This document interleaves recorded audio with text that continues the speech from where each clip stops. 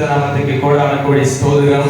நாங்கள் வேத புத்தகத்தில் மாத்திரம் வாசித்து கண்ட அதிசயங்களை கண்கள் காண கர்த்தர் இடத்திலே செய்து கொண்டிருக்கிறார். ஹல்லேலூயா. கண்ணீர் விருதுகள், இரத்த போக்குகள் குணமானது, 38 ஆண்டுகள் முடக்குவாதம் குணமானது சொல்லி அநேக ஆண்டுகளாக கட்டப்பட்டிருந்த நிலைமைகளை இயேசுவானவர் அந்த இடத்தை குணமாக்கினார். ஆண்டவர் சொன்னால், நீங்கள் என்னை விசுவாசித்தால் என்னிலும் பார்க்கிலும் பெரிய அற்புதங்களை நீங்கள் செய்வீர்கள் என்று சொல்லி இந்த தாயாரும் 15 ஆண்டுகளாக தலைகளிலே ஏற்பட்ட ஒரு ஆக்சிடென்ட் நிமித்தமாக தலைவலியோடு, தீராத தலைவலியோடு போராடி கொண்டிருக்கின்றார். அந்த தலைவலியோடு இந்த நாளிலே மன்னாரில் இருந்து இந்த இடத்துக்கு ஜெபத்துக்கு வந்திருக்கின்றார். இந்த வேளை ஆரம்ப ஜெப வேளையிலே ஆண்டவர் சில பேருடைய பெயரை சொல்லி தீர்க்கதரிசனம் உரைத்திருக்கிறார். அதற்கு இவருடைய பெயரையும் ஆண்டவர் சொல்லி இருக்கிறார். ஹல்லேலூயா.